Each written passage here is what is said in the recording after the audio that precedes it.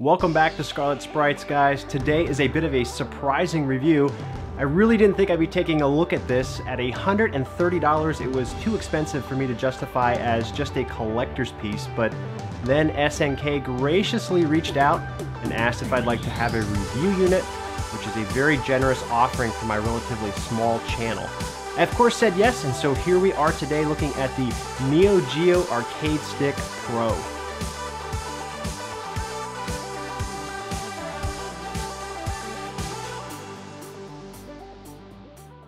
So a few friends and even my wife asked, why would they send that to you to pick apart? You know you won't like it.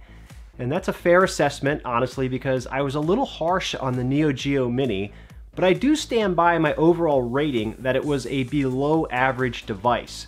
Will the Neo Geo Arcade Stick Pro be any different?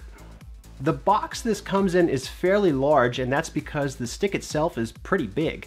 Despite my box being banged up, you can see that this is packed pretty nicely with foam supports to protect the stick. Firstly, the plastic is pretty rugged and doesn't feel cheap. I know there was some concern about this feeling like a toy, but that isn't my impression at all. The buttons are interesting because they don't have that gloss finish to them that is common on arcade hardware. These are more of a matte finish, and that's neither a pro or a con, just an observation. Speaking of buttons, on the side you'll find the on-off switch as well as turbo, options, select, and start. There's also a platform switch slider, but I have to be honest, I'm not entirely certain what it does. I thought it would swap between AES and MVS modes, but that doesn't seem to be the case. On the top of the unit is where we have the HDMI, USB, and power ports. Do you guys remember when the NES Classic came out and everyone complained about how short the controller cords were? Well, your cord in this case is going to be your HDMI cable, which isn't included, and your USB cable for power. Make sure that they are both plenty long enough you want to sit back from the television. To finish off the exterior of the case, the bottom includes a headphone jack as well as two Neo Mini controller ports in case you want to use those with some of the included games. If you happen to catch my teardown video a few days ago, then you already know that the Arcade Stick Pro is also fitted with a metal plate inside the bottom panel, and that helps to give the stick its heavier feeling. And since we already have the hood open, let's talk about the stick. It's very modest, but it and its square gate get the job done. It doesn't use your top-of-the-line cherry micro switches, but rather zippy switches. These actually take a little bit more pressure to activate and trigger a response, but I don't think that that's a bad thing on a stick. The plastic housing for the micro switches is again basic, but serves its ultimate purpose. And let's be completely honest here, this isn't Sanwa or Seimitsu quality, and you shouldn't expect that.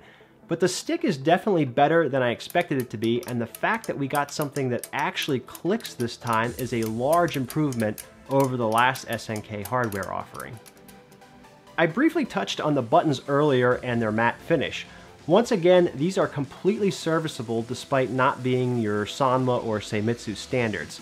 They are also extremely easy to pop out and switch if you so desire, but I don't think casual players will give this much of a second thought and will be just fine with the stock installed buttons.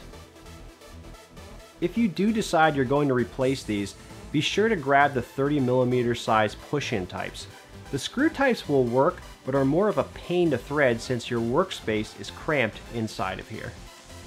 Alright, so far so good. Aside from possibly being limited by your HDMI and USB power cord, the stick and ultimately your controller it's not bad. As an entry-level arcade stick that leaves the door open for some moderate customization and has upgrade potential, you could really do a lot worse. I think most people, myself included, initially dismissed this as cheap plug-and-play junk, but there's actually a lot to like here. I'm genuinely pleasantly surprised so far. Alright, let's dig into the game offering. I thought this was actually a strength of the Neo Mini, mostly because the included titles gave you a variety of genres. Well, unfortunately that's not the case here. You're getting 20 fighting games. Granted, some good ones, and a few like Kizuna Encounter that deserve more attention than they often get, but yeah, all fighting games. Some of you may know from some of my other videos that fighting games aren't really my favorite genre, which might be a little surprising to you from someone who is an SNK fan. My staples are on here though, namely Samurai Showdown 2, King of Fighters 98, and Mark of the Wolves. But despite that, I really wish we could have had the opportunity to get some variety. As far as gameplay goes, from what I just explained, I'm no expert on any of these titles, but I do notice a slight lag on the few that I've played more of on original hardware. It's not crippling by any stretch, but it may annoy the more familiar and hardcore. It feels unfair to judge this decision simply because this isn't my preferred style of games, but I don't think it would have killed SNK to toss in maybe 5 or so games that were either shooters, run and gun, or even sports.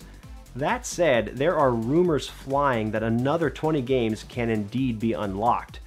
At the time of this video recording, however, no further details are available on that front. The last piece I wanted to go over was the interface and options. For the most part, you'll notice the layout is very similar to the Neo Minis. Games across the center, scrolling horizontally with your options menu, manual, and copyright buttons just below. The only thing of importance here really is the options submenu. From within, you have the ability to change language, screen size, video quality, headset volume, system menu, and perform a factory reset. Whoa, hold up. One of the most glaring issues with the Neo Mini was the inability to disable the smoothing filter. Bilinear filtering was enabled by default and you couldn't turn it off. You were forced to play as though someone had smeared petroleum jelly across your TV screen. Could it be? Could the rumors be true? Yes. Under the quality menu, you are now given the choice to use pixel scaling. No filtering for razor sharp video output. Or you can still use the smooth scaling blurry mess option from the Neo Mini. I don't want to argue about which one is better. Let's just acknowledge that it's best we have a choice in this matter. Everyone can finally be happy. The option to enable artificial scan lines is also present here. I'm not a fan of this, and for some reason these look really bad on the Arcade Stick Pro, but if you want to use them, they're there for you. You can also make them go vertically with the longitudinal option or at a 45-degree angle. Why you would ever want to do that is beyond me, but hey, it's an option. Jumping back a bit to the screen size area, you can adjust the picture to 4:3 or 16:9, and don't you dare do that, and then can choose how much overscan you want to use.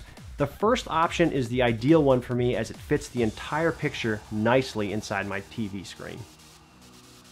You can also access options by pressing the button of the same name while in-game. In doing so, you'll have the additional ability to do a save state. Each game has 4 save state slots. There's also another very interesting option here, control setting. Yes, folks, you can now map buttons on the stick. If you are tired of hearing me bitch about SNK's forced new button layout on the Neo Mini's controllers, you're in luck because this will silence me. You can now map the buttons any way you'd like by game and save the setting. I know some people will be disappointed there isn't a master setting for all games, but I'll take what I can get. This is another glorious improvement, all except for that little typo. Finally, I want to call attention to that system option I noted earlier. If you dive into that menu, you'll be presented with an unlock and system upgrade selection. The latter I can assume is for firmware upgrades and fixes, which is wonderful to think that this device might actually get some ongoing support. That former unlock option though is a little more fuzzy to me. If you select it, it simply tells you there is no external storage device detected.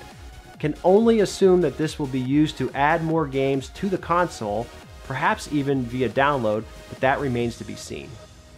So that's the new Neo Geo Arcade Stick Pro. If you can't already tell, overall, I'm pretty pleased with how this has turned out. My largest gripes with the Neo Mini were the video output, which has been fixed, the control scheme, which is now fixed with button mapping, and the non-clicky controller, which is fixed with this beast of an arcade stick offering. Now I'll stop short of true blasphemy here, but the new Neo Geo Arcade Stick Pro is at least making an attempt to compete with its champion AES counterpart of yesteryear, and for that I am thankful. The games play well, if a bit laggy, they look and sound good, and the device looks primed to be supported by SNK. The only real cons are a lack of game variety, which might be solved shortly, sit tight, and then needing to have a ridiculously long HDMI cord if you want to sit on your couch with this. Overall though, I'm really kind of surprised by this arcade stick in a positive way. I truly did not expect to like it as much as I have, and I keep thinking that I would have missed out on experiencing this because I felt so negatively about the Neo Mini. I don't know if SNK listened to our feedback, but I feel comfortable saying this is an improved product and I would recommend it over the Neo Geo Mini and to anyone who is looking to experience Neo Geo games with a decent entry-level stick. I'm still really surprised with this. I really can't believe it. These videos are just so much more fun when there's a positive outcome. Anyways, thanks so much for watching. Don't forget to like, comment, and subscribe, and I will catch you all next time. Later, guys.